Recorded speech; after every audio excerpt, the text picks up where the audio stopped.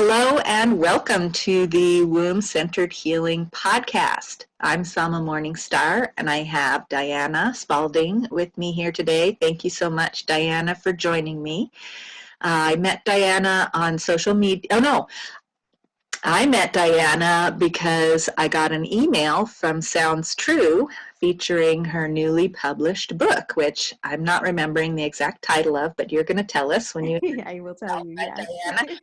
She wrote a book about motherhood and becoming a mother and the process of childbirth and how childbirth transforms women into motherhood.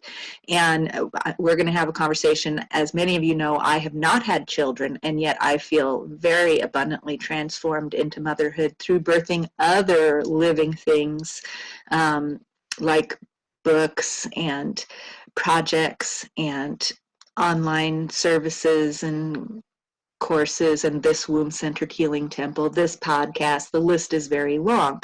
So since Diana did write a book and published a book and has it in, the email from Sounds True, I wanted to talk to her, and she so graciously agreed to join us. So Diana, I'll let you introduce yourself some more and begin sharing with us, as we started talking earlier, about this transition into motherhood that many women experience through childbirth, but many women also experience through creating a big project, which often goes through similar processes. So I'd love to hear your personal experience with all of that.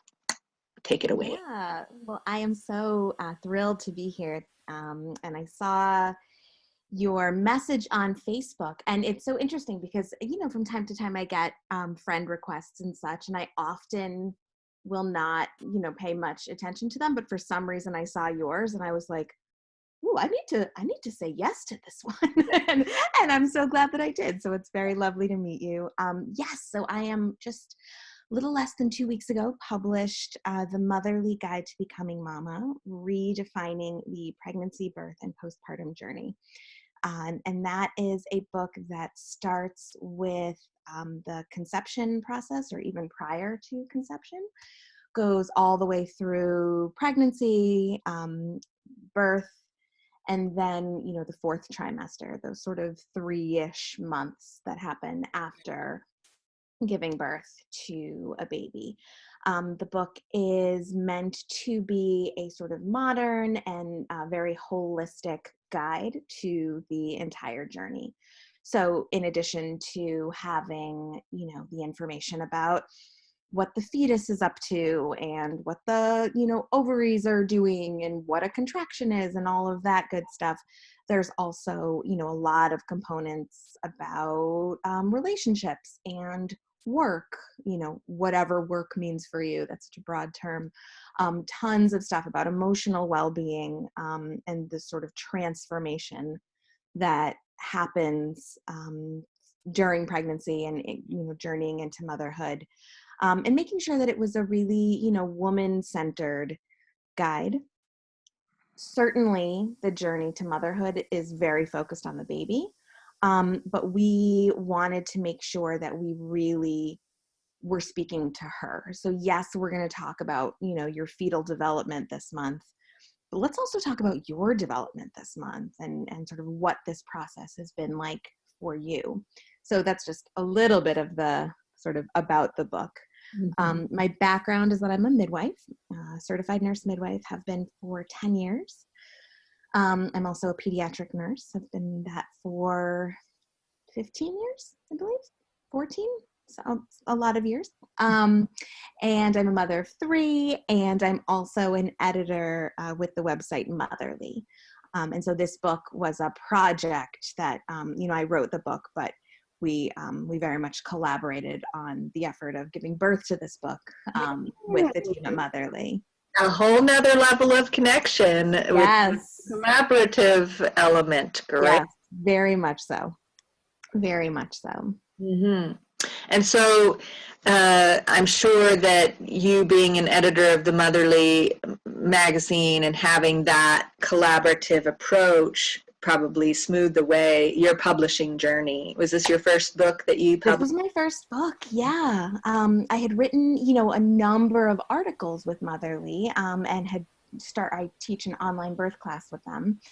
And then they had worked with Sounds True on another book called This is Motherhood. And then we were sort of, chatting one day and just saying, I think it's time for like the next sort of big pregnancy guide, it feels like it's time. And we kind of had this moment where we paused and said, oh, oh, oh, we should write that. We should do that. And we called up Sounds True, and they were like, yeah, let's do it. So, and then it began. All right, so you had an established partnership with Sounds True already. Beautiful. So this brings us to probably a big theme in your book, which is, pregnancy and conception only really happens within a partnership. I mean, parthenogenesis, I've read about that in a lot of sci-fi novels, and some even have theories about, virgin birth in our collective history, but I have other theories that sort of make more sense to me. Ultimately, what we know about biology is that it takes two to tango in making a baby, and yet we seem to have this collective idea that each of us as individuals should be able to create great works all alone. And that's never really worked for me. I'll create something, but then nobody's interested in it, right? What really works for me is being a relational creator where I feel I'm in a group, I'm in relationship, I'm in partnerships, and I feel what's going on in the relational field, what's needed, what people are asking me about, what people are curious about, and we have an ongoing conversation, and out of that arises to meet whatever needs there are in the collective creative process for me that's often includes contributions from members of the community, and that's how I've been writing my book. So I'm really curious about this partnership and collaboration based process that you and your magazine people went through. How did they decide who was going to be the main writer? How did you decide who was going to be the contributors? Sure. How did you work out the inevitable tiffs and frictions that came up?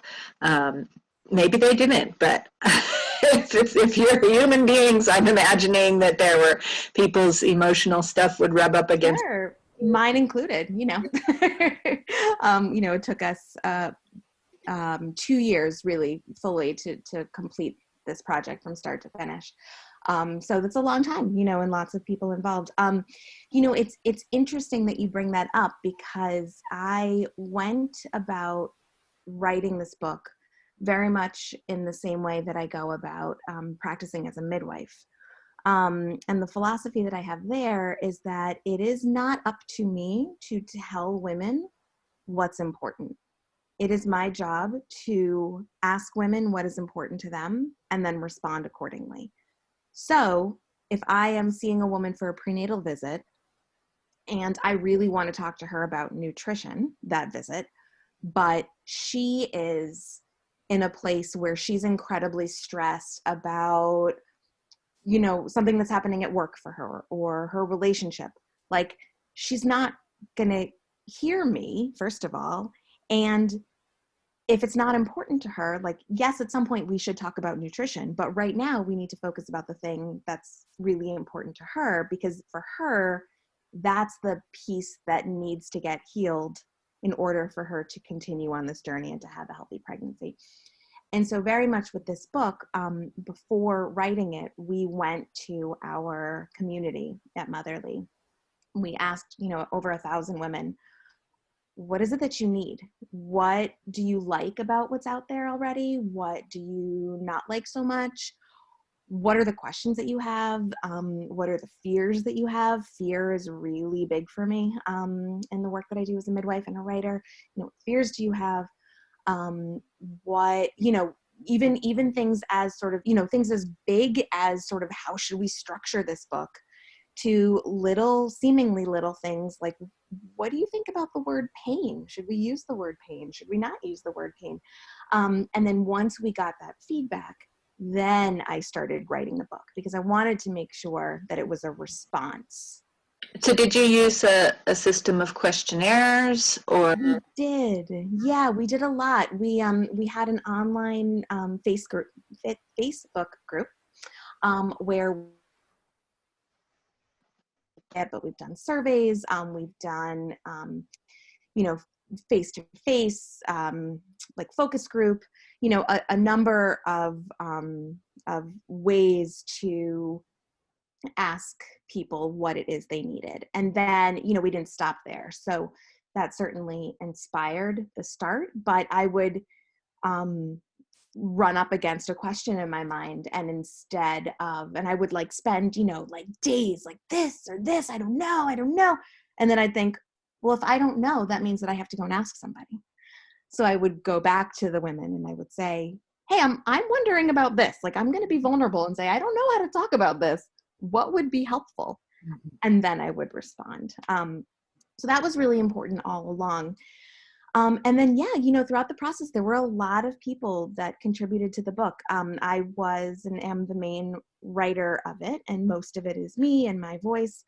But the two founders of Motherly, Liz Tennedy and Jill Koziel, they're both represented in the book, and they have letters in there sharing experiences and knowledge. And then I also worked with 16 different experts, everything from OBGYNs to nutritionists to doulas.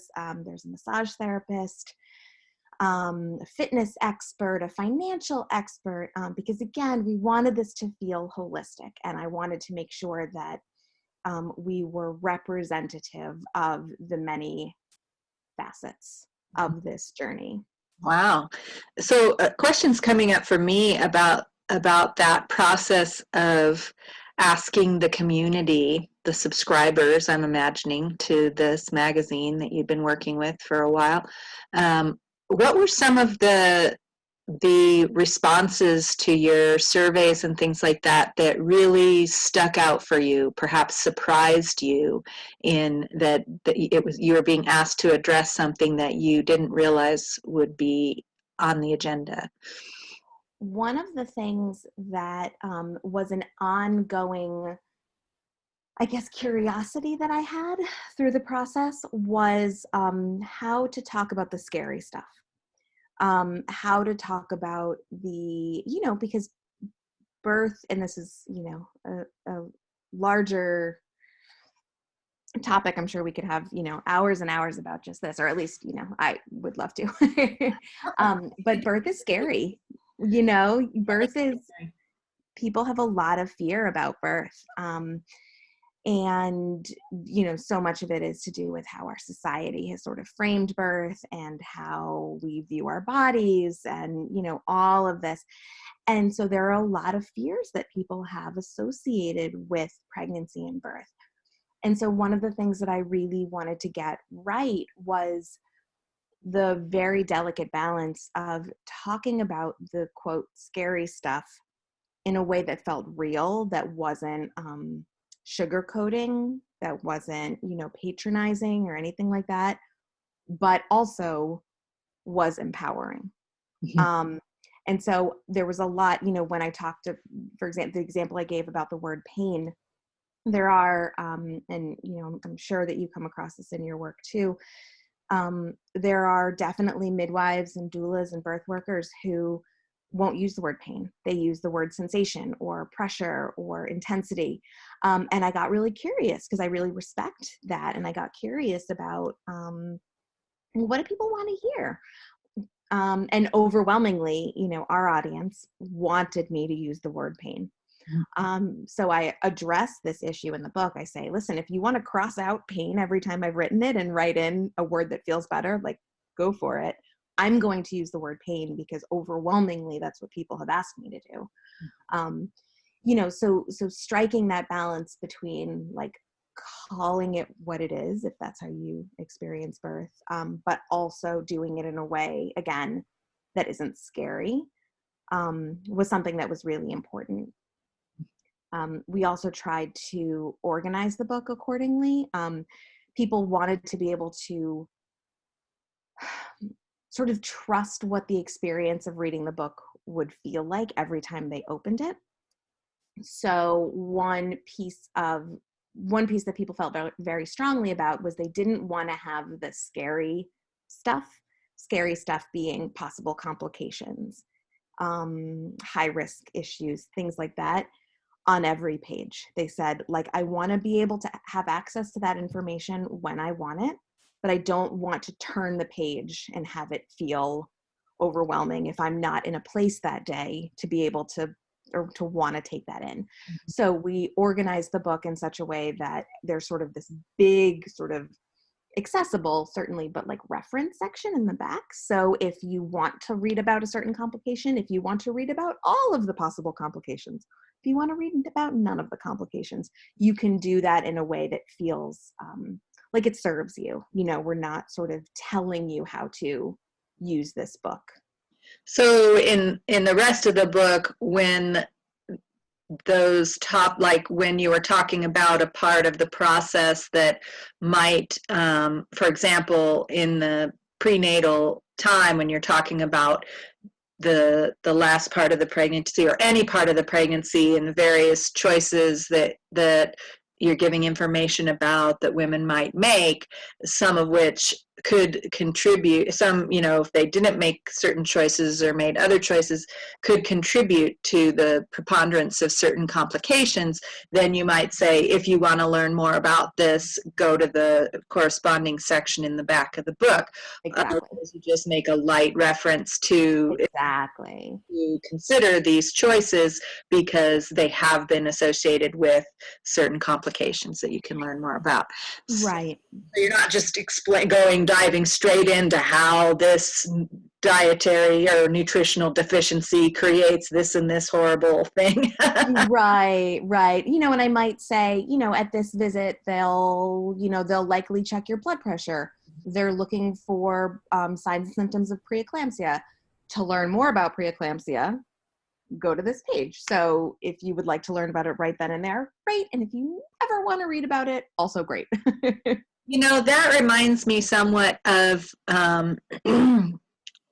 some approaches I'm taking in my book, because I talk a lot about the emotional and spiritual healing that so many of us need, might not even know that we need, around our wombs, because of a lot of the fear and a lot of the trauma and a lot of even abuse that has gone on around for women and around the womb for so many generations.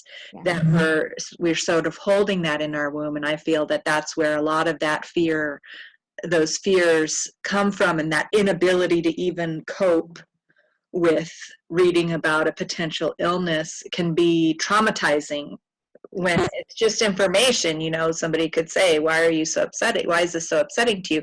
But because of the long history, that woman may have a family member or an ancestor who had a really hard time with some birth illnesses, or died in childbirth or something like that, or they themselves were born under arduous circumstances, and that reading about it could bring up a trauma response in their nervous system.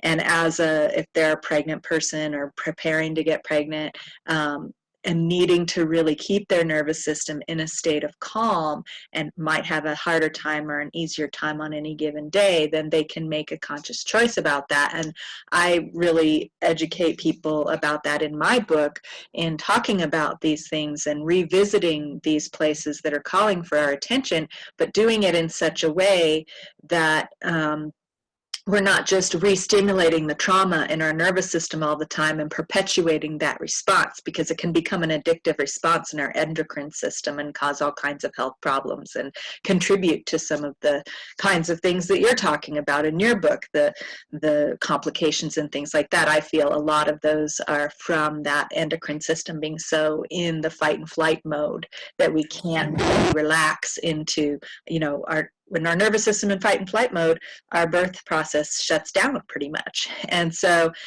being able to self-regulate and know what it feels like to be in fight and flight mode, and know what it feels like to be at rest, and encourage that and nurture that in ourselves is really important. So I've been looking at and developing storylines that help us to titrate. So it sounds like you have a similar thing. Mine's based on trauma recovery approaches that have been helpful for me, which is we surround ourselves in comfort, beauty, and nourishment for the most of the time.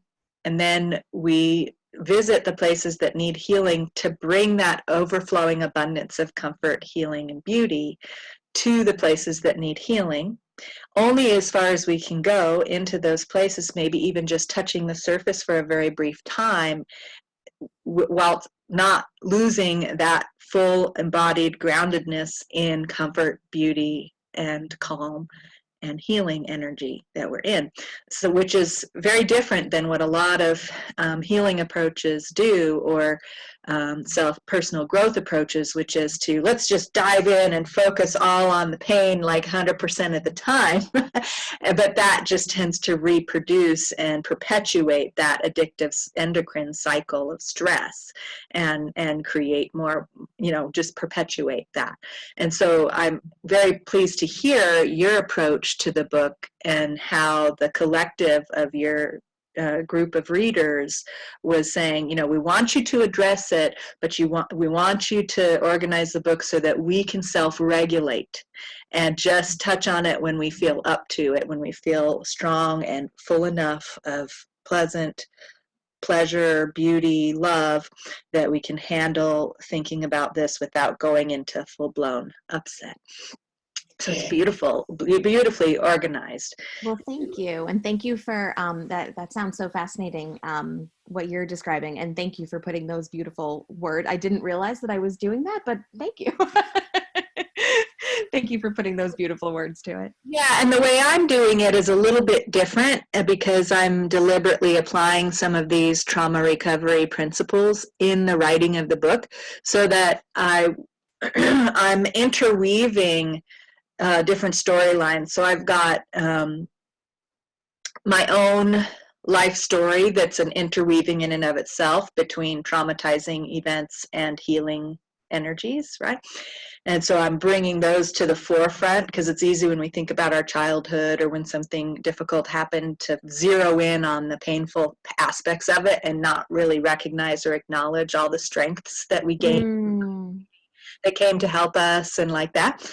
And so I tell my story in that way. And then I have a collection of case study apprentices that are going through the healing processes that I'm presenting in the book in an apprenticeship program. And they're writing their experiences, their story, their biography, but also their experiences of the healing processes. So again, that's an interweaving between the pain of whatever they were traumatized with the beauty of bringing healing to it.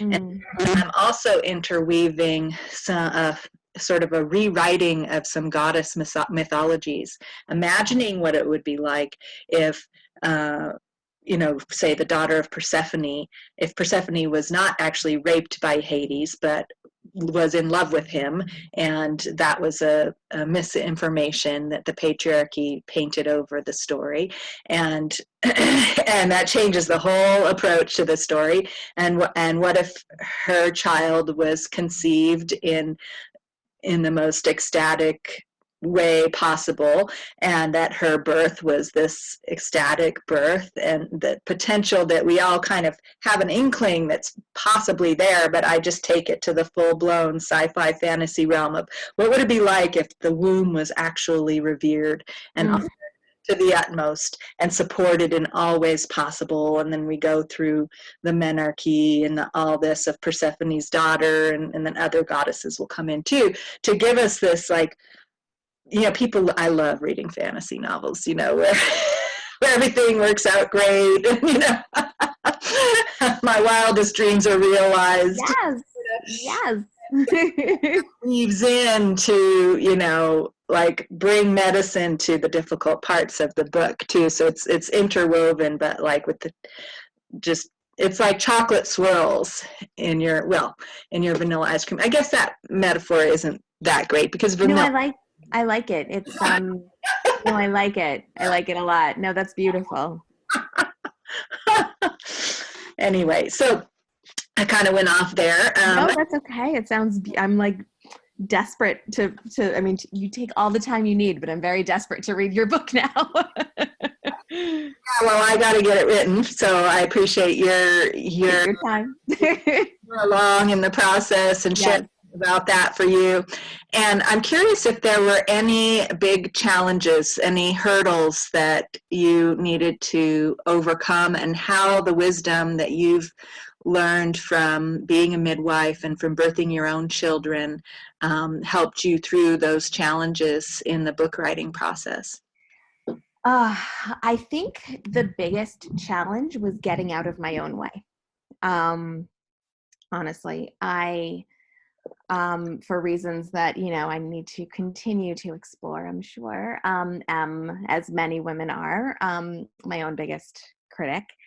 And the self-doubt through the process of writing this book, could be pretty intense, could be a lot. I had written a lot of articles, which is great. And I love that. And I love to continue to do that. But there were a lot of times where I would write about the length of an article and then realize that was like not even yet a chapter. And I was like, how am I going to keep writing? How am I going to keep finding words to say to describe this? So that has been, I think, for me, probably the biggest journey, is sort of trusting that I could do it. One of the things that I think was ultimately great, but a challenge working with a group was that, there were a lot of people depending on me sticking to a timeline, which was ultimately great, because I'm glad that this book was born in a relatively, short amount of time and is out in the world doing what it needs to do. So I'm grateful for that. But I am like a very emotional writer. So there are some days, it's 10 o'clock at night and I'm just about to fall asleep and I'm like, no, I have to go write this now. And I'll run down to my computer and wipe the sleep out of my eyes and write for 3 hours. And then there are 3 days will go by where I'm I'm just not, I am not in a place to write right now, because my writing is, a combination of science and evidence-based, of course, but also emotional, and I sort of I go deep when I write. And if I'm not feeling it, it's hard for me to conjure those emotions. And this process, there were days when I was like, no, I have to finish this chapter now. So it doesn't really matter, sweetheart. It doesn't matter if you're not feeling it. You have a deadline to meet. And so that was challenging, but it also taught me that I could do it. And also I realized that there are lots of layers to really any project that you're working on. So there were days where I would say all right, I have to write X number of words today, and I'm in a bad mood. I'm not going to be able to write this sort of warm, compassionate emotionalness that I want to convey to her right now. So I'm going to write about, I'm just going to sort of write an outline, or I'm going to write, I'm going to review these studies and write sort of more of the scientific kind of aspects and whatever. And then tomorrow, when I am feeling more grounded and in touch and able to sort of wax poetic and, you know, bring forth that emotion, I'm going to go back in and I'm going to soften and I'm going to put my voice to it. And I'm going to sort of put that that warmth and that love sort of, you spoke about weaving. I'm going to go back and weave that in. And that's okay, you know, and it sort of taught me that it's okay to both push yourself when you don't think you can, and also honor where you are, which I would imagine is something, you know, is a very womb-centered approach. At least that's how I see it. That, you know, depending on where you are in your cycle, in the world, in the day, in the whatever, you're going to have different, I don't even want to call them strengths because that feels like feels judgmental somehow, but you're going to have different abilities. You're going to have different, you know, you're going to be able to sort of call different parts of yourself forward. And both, again, pushing myself, but also honoring how I was feeling and knowing that ultimately, like, this is a book that I had to write from my heart. And so ultimately there were days where I was like, sorry guys, I'm not going to make the deadline, because it's just, anything I write today is not, it's not going to be helpful. It's not going to be true to me. It's not going to be heart-centered enough. And just sort of listening to that sort of inner wisdom. And I imagine your collaborators had space in hearts to work with you with that and not push on you.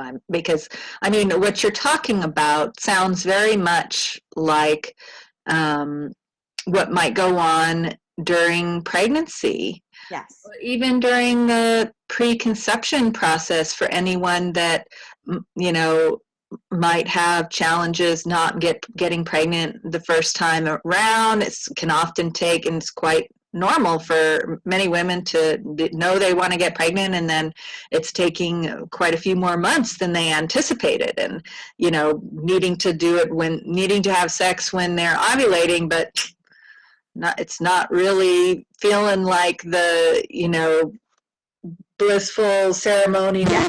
Stars are lined up in the right place. I'll never forget a friend of mine who talked about how her husband was all into Vedic astrology and all this, and would give them this window of, you know, 23 3/4 minutes where the conception had to take place to be the most auspicious moment, you know, and finally she just had to, like, and it wasn't working because it, you know, having a deadline for that wasn't happening, and so she finally just had to throw him down one night when she was in the mood and make things happen. And that's, you know, and then I'm sure it happened, right? No. Yeah.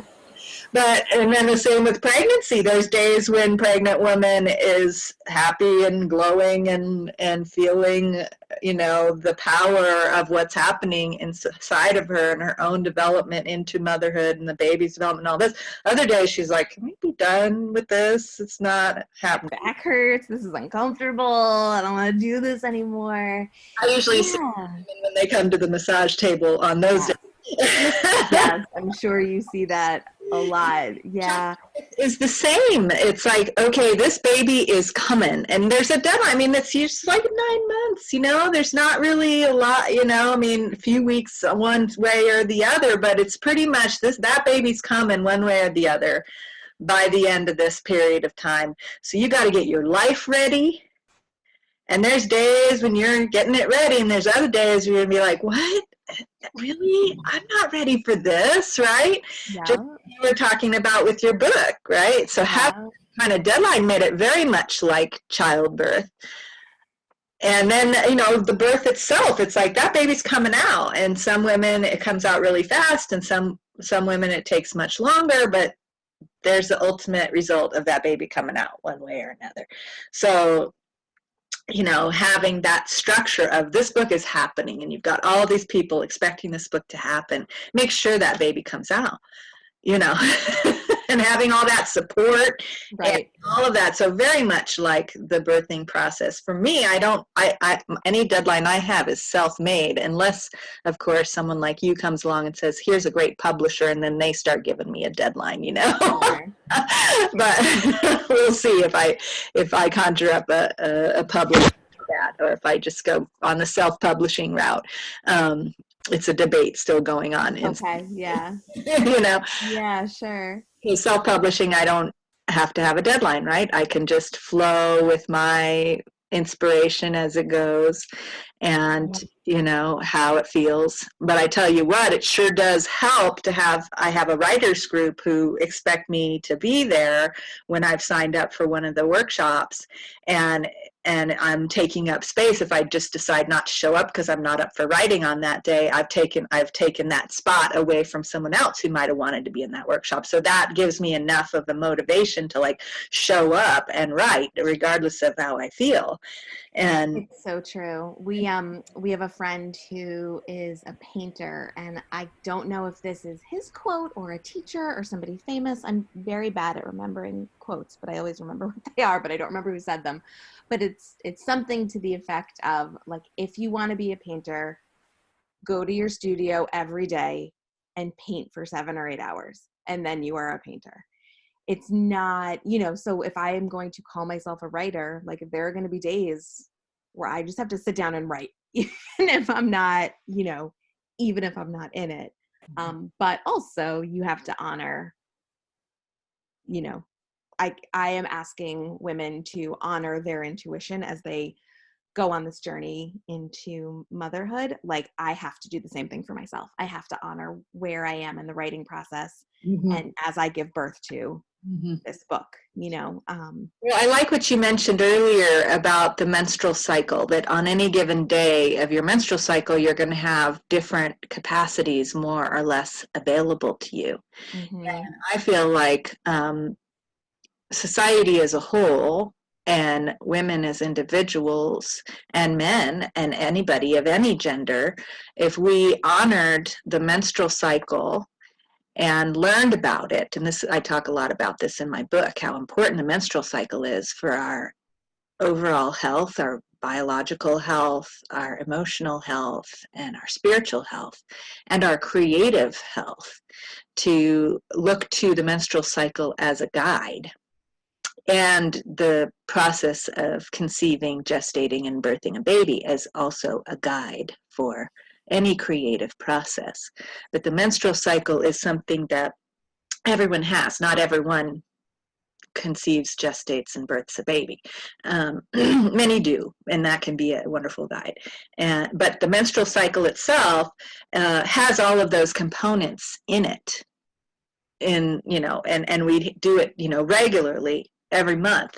We have that repetitious cycle that's reminding us every month that we have this full range of capacities if we truly honor them and don't just push it to the side as something like society is designed around not paying attention to that and thwarting that connection to our cyclical rhythms. In fact, our very calendars, which were originally based on the menstrual cycle and the lunar cycle being hooked up, deliberately were thwarted by the Romans. The calendar was thwarted, that connection between the 13 months, the 13 menstrual cycles that most women have in a year, because 13 was the number of power for women, of feminine power, because we menstruate 13 times in the year.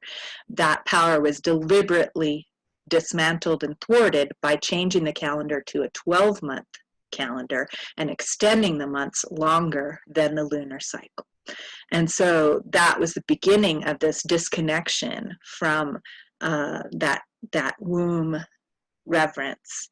Well, it started long before that, but whoever came up with that took another chink out of the connectivity and the health and well-being of humanity by disconnecting us from those rhythms. And so as we reclaim those, that many feminine mystery schools are starting to remind us and teach us and reinitiate us, women of all ages and men of all ages and people of all genders that are coming forth now to learn about these cycles and how it can inform our creative process, so that it's no longer paint every day or write every day. Instead, it's like, notice where you're at in your cycle and be aware of what your strengths might be, because you've been paying attention to your cycle for a period of time, and you know what you're going to feel like at this part of your cycle and this part of your cycle, and plan for that.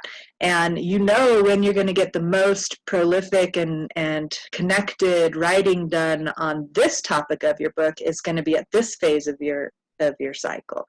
And like that. I'm moving towards menopause, so I'm pretty much, and I'm like in this part of my life cycle where my like soul purpose is coming through me full bore, and everything is arranging itself in my life to support that. I was just telling you before, I'll share here, my massage teacher back 1994, how many years ago was that, was telling us that you don't start doing your real work till you're 50. And guess what age I'm turning this year? The year of the pandemic that made me stop doing massage therapy, focus all of my attention on writing this book and producing the healing modality that this book is about, and sharing that with people. And guess what age I'm turning this year? So, so cool. I was like, okay, thanks, Judy Phillips. I went to the Judy Phillips School of Massage. It's now closed, but that was in Nevada City, California, if anyone was curious about that. Wise woman. Anyway, so I have sort of I have a pretty steady willingness to write, but I am noticing that different voices come out at different times. And so I feel like honoring that we're not we don't have a daily rhythm. We have a monthly rhythm. Right. And I think it's also interesting to sort of examine the concept of like being, quote, productive. Mm-hmm. Because I think our society, there's a very, like when I hear the word productive, I think like this and then this and then this. And like the voice I just made, like that's not my voice. It's like a dude's voice. That's very clearly the patriarchy being like, we have to be productive and you have to like output, you have to, and I think one of the things that's so interesting about this sort of, I don't want to say this re-emerging of interest in womb healing and feminine work, because it's always been there. We're just sort of giving ourselves permission finally to start paying attention, I think. But is that, okay, just because you're not putting out a product, you're not writing words on a page, you're not creating something with your hands, you're not, whatever it is, doesn't mean that you're not, quote, productive, and maybe there's, we have a lot of room to understand that there is beauty in like creation, and there's beauty in being still. There's beauty in like having a day where like, you know what, I'm just feeling so tired and I'm just going to stay under the covers for a couple extra hours. And like, maybe I'm even kind of in a dark place emotionally. Like there's beauty in that. And we are, as a society, so interested in like brushing that under the rug and sort of moving forward. But it's often when, you take those days off, whether, we're talking about writing here. So I take a couple days off of writing and I'm sort of like in my head, Well, when I emerge from that, I've had all these new ideas and thoughts and, because so when you honor sort of where you are and what's going on, new stuff comes out, as opposed to like always sort of forcing yourself to like churn, you know? Well, that's the same thing that we're talking about with menstruation and Yeah, having exactly. approach to menstruation, because many women, and as far as our biological health goes, we really do need more rest when we're losing blood every day and our body has to make new blood. And it takes a great toll on a woman's body to go through that process every month. And women need more rest. Menstruating women need more rest. And Right. and it can be not having that rest and being forced to continue to be outwardly productive throughout your menstrual cycles over the years adds up to extraordinary levels of womb unwellness as we get into our late 30s, 40s, where women are having lots of hysterectomies because the womb starts to protest. Mm, It hasn't been receiving the rest and rejuvenation that it needs and starts bleeding excessively or having mm, kinds of complications around menstruation that this society, because it doesn't give permission for people to say, I'm not coming into work these 3 days every month unpredictably last minute sometimes, right? Because my cycle changed and now I'm bleeding and I need to rest now. Imagine a society where all women were fully supported and had paid time off last minute, first thing in the morning, could call in or go home in the middle of the day because I'm bleeding now, I need to rest.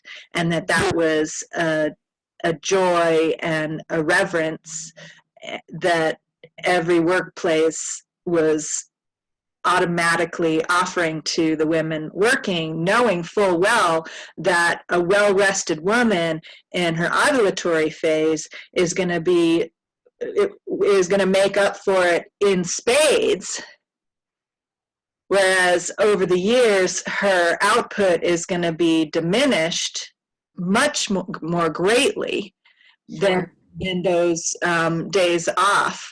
necessary days off would diminish her output.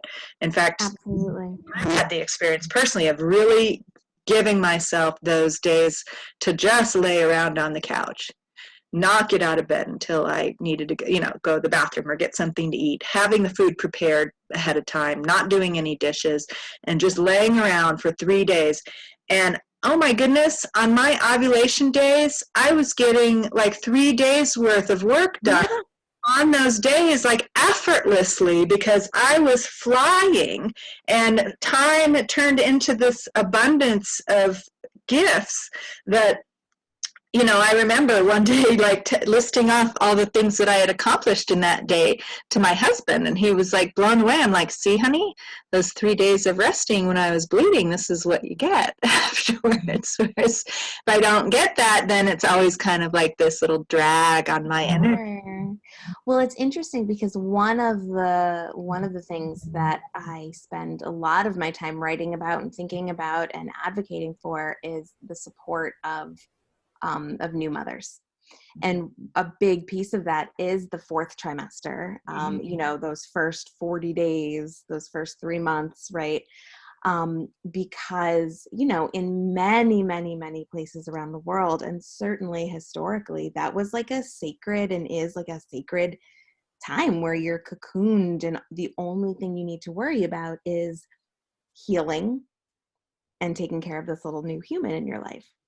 And now we have this society that is really strongly encouraging this bounce back, which is like my least favorite term ever.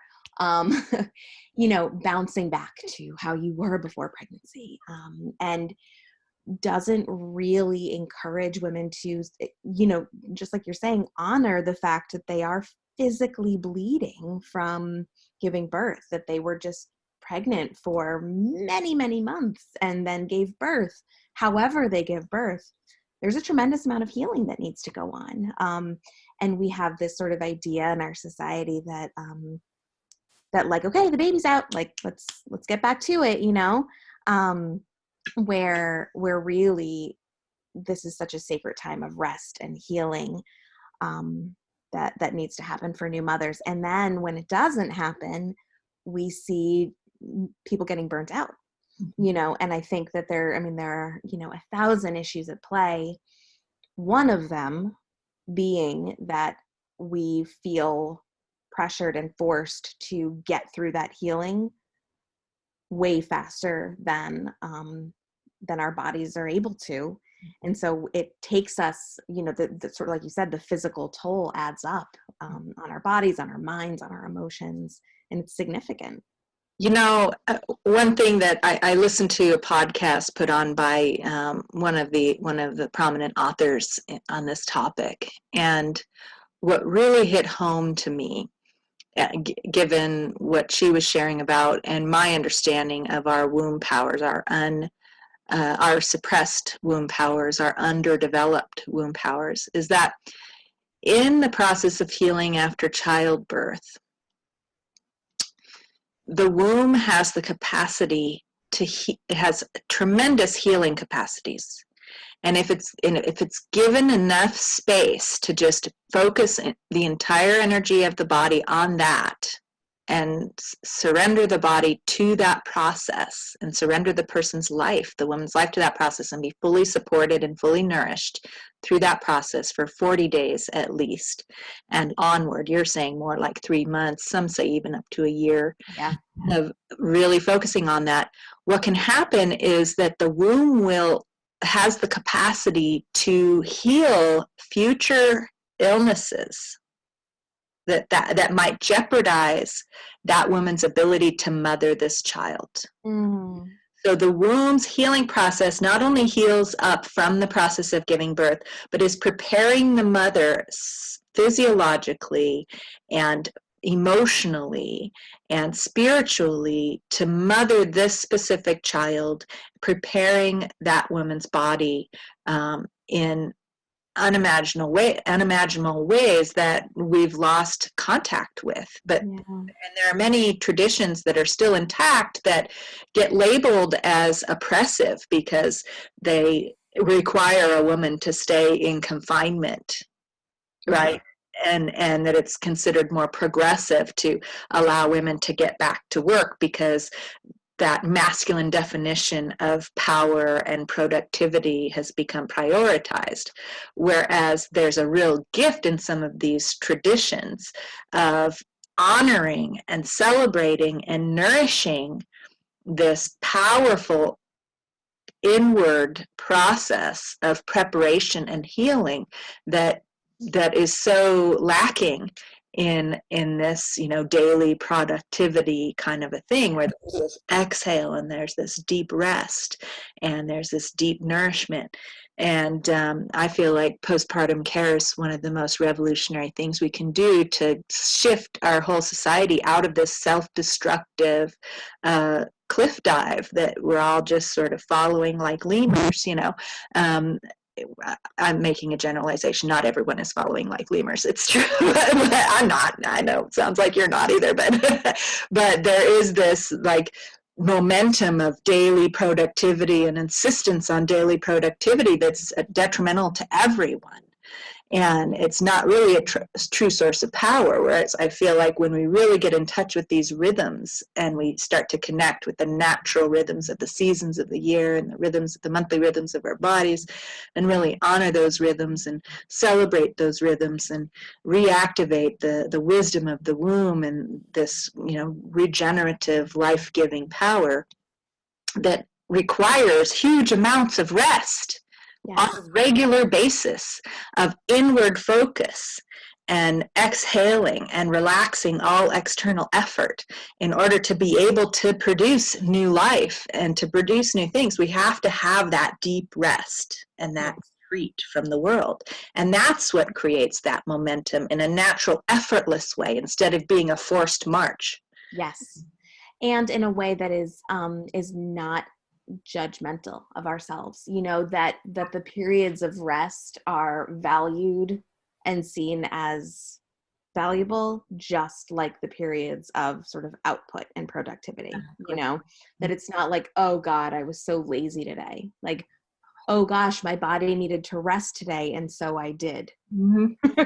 It's a very different message.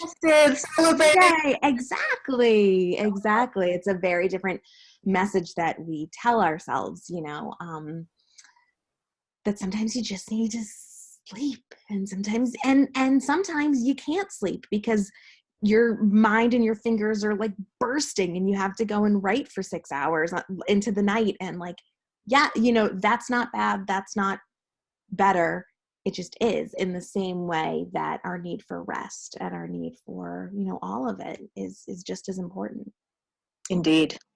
Well, wonderful, Diana. I'm so glad that we're coming to this necessity of rest in the creative process and in the birthing process and the process of becoming mothers, because boy, is that important for mothers to insist upon and to create structures in their lives and to lead by example and teach children.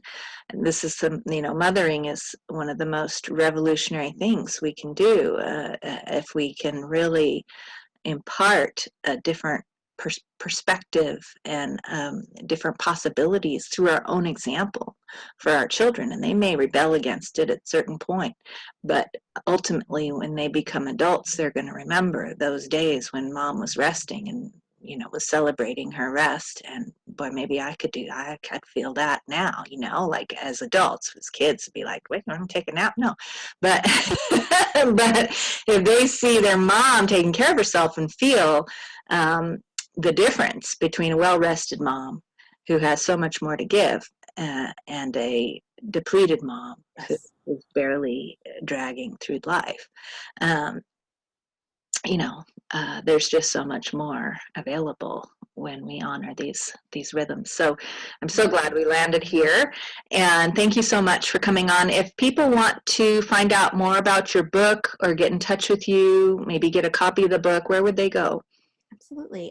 So the book again is called The Motherly Guide to Becoming Mama, and it's available everywhere that books are sold: Amazon, Barnes and Noble, independent bookstores, Target, Books A Million, all those good places. And then to find me, I'm all over the place on the website Motherly. So that's mother.ly. You'll see lots of my articles there. We're also on Instagram and Facebook and, all those good places. And if you'd like to email me, you can. It's just diana@mother.ly. And I'm always, interested in hearing people's stories and getting feedback and, learning what the next thing I should write is. A lot of what I write is in response to what I'm hearing women say and what I'm seeing, going on. So I'm always open to ideas. And I'm so grateful for knowing you now, Sama, and for this podcast, because this is such important stuff to be getting out into the universe. So thank you for having me, and thank you for giving birth to this podcast and all the work that you do. All right. Well, thank you once again. And listeners, also, you might know if you've been listening in that you're welcome to learn more about the Womb-Centered Healing Temple by visiting wombcenteredhealing.com. And I also encourage you to consider subscribing if you're watching this on YouTube. Please do subscribe. That really supports me moving towards, and the Womb-Centered Healing Temple moving towards receiving income for this podcast. If you want to just go ahead and make a financial contribution to the podcast, you can go on Anchor, and there's ways to make a small monthly subscription contribution there as well. It really helps me to continue to be able to focus 100% on producing this information for the world. All right, there we have it. Thank you so much. Until next time. All right, take care for now.